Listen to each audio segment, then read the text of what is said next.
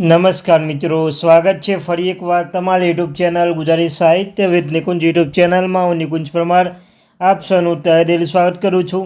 તો મિત્રો, એક સરસ સમાચાર, સારા સમાચાર કહી શકાય. કરોડો પેન્શનો અને 7 માગણી સ્વીકારવામાં આવી છે. મિત્રો, લાંબા સમય ઘણા બાબત એક સારા સમાચાર કહી શકાય. ક્યાં સુધીમાં નિવૃત્ત થયેલા પેન્શનોને મળશે આ લાભ? તો મિત્રો, તેના વિશે આપણે વિગતે ચર્ચા કરવાના છીએ. તે પહેલાં મિત્રો, વોટ્સઅપ ગ્રુપ, ટેલિગ્રુપ બંને બનાવ્યું છે. તેની લિંક ડિસ્ક્રિપ્શનમાં મૂકું છું. મિત્રો, અવશ્ય જોઈન થઈ જજો. તમને ચેનલ પર સરકારી કર્મચારી, નિવૃત્ત કર્મચારી, પેન્શન ધારકો બાબતે હર એક અપડેટ મળતી રહેશે. તો ચેનલને સબસ્ક્રાઈબ કરી બેલ આઇકન બટન દબાવવાનું ભૂલશો નહીં. ચાલો વિદ્યાર્થી મિત્રો, વધારે સમયને બગાડતા આજના વિડીયોની શરૂઆત કરું છું.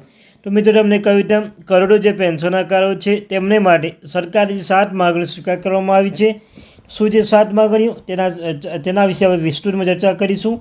તો મિત્રો, પહેલી છે કે પેન્શનોની આરોગ્ય તપાસમાં પેન્શનોની સંગઠનો પેન્શન માટે સમયાંતર આરોગ્ય તપાસની માગણી કરી હતી.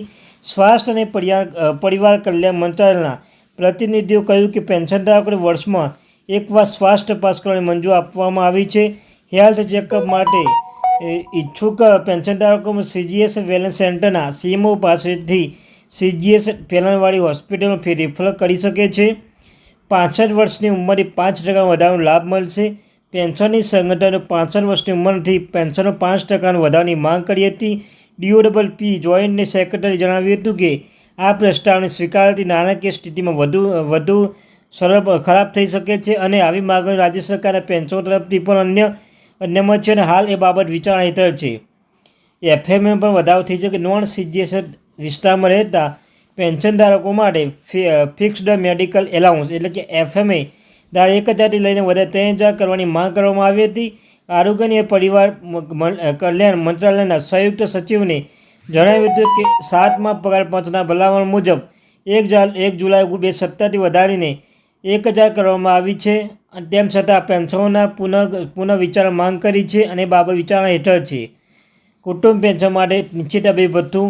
મિત્રો, કૌટુંબિક પેન્શનોમાં વિધવા છૂટાછેડા લીધેલ અને અપરિણીત પુત્રીઓને ફિક્સ મેડિકલ એલાઉન્સમાં RELHSના લાભો આપવા માટે પણ આદેશ જાહેર કર્યો છે.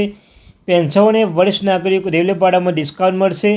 રેલવે મંત્રાલય પેન્શનોને વરિષ્ઠ નાગરિકોમાં રેલવે ભાડામાં રાહત પુનઃસ્થાપિત કરવાની ફગાવી દીધી છે. મિત્રો, ને હાલમાં રેલવે અપંગ મુસાફર, વિદ્યાર્થીઓ અને દર્દીઓને રાહત આપી છે. 30 જૂન 31 ડિસેમ્બરના રોજ નિવૃત્ત થતા કર્મચારીઓને એક ફિટમેન્ટનો લાભ મળશે. ચેનલ ઇફેક્ટના મુદ્દે DOPP પ્રતિનિધિઓ માહિતી આપી હતી કે હાલમાં નિયમોની બાબત પર એટર્ની જનરલ માટે પુનઃવિચાર કરવામાં આવશે અને ઇમ્પ્લિમેન્ટ આપવાનો આદેશ ટૂંક સમયમાં જારી કરવામાં આવશે.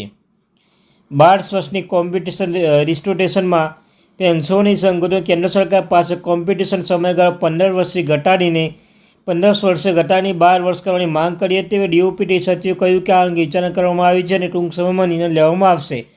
તો મિત્રો, આ હતા એક સારા સમાચાર. તો વિડીયો પસંદ આવે વિડીયોને લાઇક કરવાનું ભૂલશો નહીં.